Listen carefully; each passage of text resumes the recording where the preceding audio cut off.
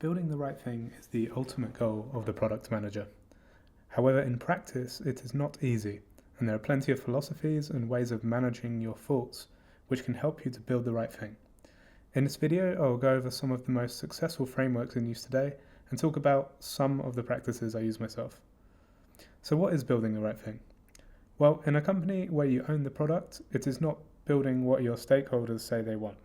From the perspective of a disempowered product team, building the right thing would be building exactly what your stakeholders want you to build. This in itself is not how you build the right product, however. This may build a product which solves the problems your stakeholders have, but taking the phrase literally and skipping proper market fit, impact and discovery processes can lead you down a narrow-sighted path, causing bloated products with features that do not create impact. It's okay to have a big backlog of problems and ideas that your stakeholders have suggested, and it might save you some time rediscovering the same things later. But if you simply build what your stakeholders suggest all the time, they will continuously distrust your future decisions, as you will inevitably be building things by opinion and thereby not building the right thing. So in short, yes, build things against the specifications that you and your team decide on, but don't skip out on making sure you're covering your audience in an impactful, meaningful way. So how do you make sure you're really building the right thing?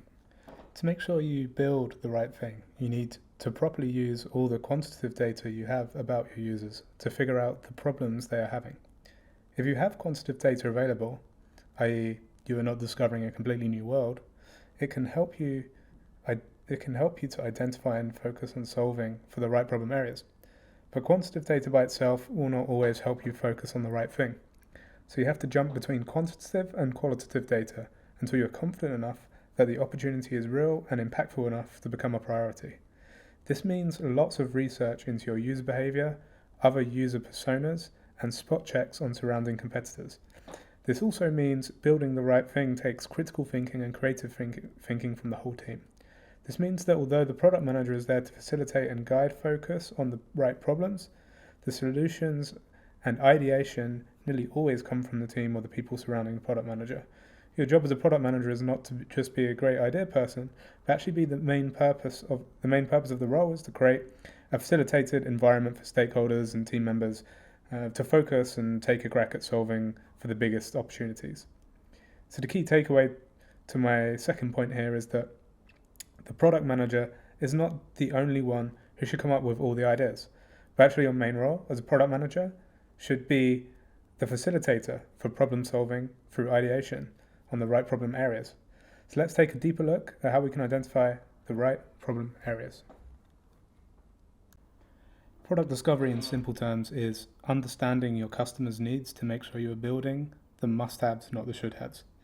If you imagine discovery on a double diamond, you can see discovery methods you can use all the way until delivery. Throughout your discovery process, you're actually trying to reduce risk.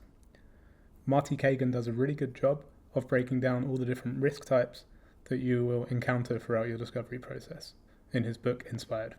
I could dive into what discovery methods you could choose, such as user surveys, quantitative deep diving, user interviewing, smoke test, guerrilla testing, coffee shop testing, A/B testing. I'll save all that for another video. Instead, let's talk about mistakes made with product discovery. A mistake that gets made regularly is that we tend to build products or features based on the results of our initial discovery and then move on. Product discovery is continuous, and it should be continuous even after you've built your first MVP. Get alignment, reach a level of certainty so risk of development is lower, cut, slice, refine, learn from the next MVP and repeat. Don't treat product discovery like a waterfall project. So mistake number one there is that you would stop discovery once you release a new feature. Don't stop discovery once you release a new feature. So even though our time with our product discovery hat on is spent mostly before we are building, product discovery is something which happens all the time. However, one mistake that gets made too often is to spend way too long on product discovery mode and delay a build cycle. If you have confidence and enough evidence that a problem is worth tackling, then put your product delivery hat on to create a product which generates value, as well as solid evidence for your next iteration. If you're confident enough that you can create value, do it and use those results as your next means of discovery, which leads me to mistake number two. Mistake number 2 is delaying product delivery if you have strong enough evidence that you can deliver value. So don't delay product delivery if you have strong enough evidence that you can deliver value. Regularly when we research, we fall into the trap of deep diving into user problems without discussing them with our stakeholders, including immediate peers and even our outer circle stakeholders. If you don't discuss user problems and hypotheses with your stakeholders, you run the risk of blindly taking the problems you are seeing through your own lens, and you limit your discovery potential. Mistake number 3 is not assessing or sourcing research with or from your stakeholders enough. If you really want to do proper product discovery, you should be careful that you are not being chained down by waterfall practices. The most common one is roadmaps with planned features over a long period of time. This actually stops you from practicing proper product discovery, because by doing this, you have essentially locked yourself into a largely unproven MVP. They're not MVPs if you have not practiced discovery, actually. And to get to a good MVP, you have to do that. Instead of creating time-based roadmaps, try creating a theme-based roadmap which focuses on outcomes instead of output. You may then have a list of hunches under those themes, but you won't be locking yourself into solutions which may not be the most valuable ones. So mistake number 4 is solution explicit time-based roadmaps lock you into solutions which are usually suboptimal because it skips crucial validation discovery cycles. You should use theme-based roadmaps which focus on outcome to avoid locking yourself into long-term promises of output. Embrace uncertainty so that you can properly execute discovery and validation cycles. So that concludes my learnings on how to build the right thing. So number 1, don't skip prioritization and discovery when deciding what to build, and try not to let stakeholders skip the queue. If you let stakeholders skip the queue too often, you're going to lose trust in your ability to build the right thing, and it will happen even more. Number 2, make sure your stakeholders are involved in your discovery process.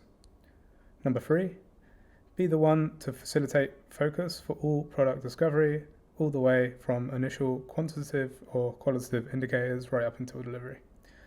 Number 4, discovery is possible anywhere until delivery. Keep it happening and don't treat product discovery like a waterfall process. Number 5, different lenses means different discoveries. Assess and source research with and from your stakeholders.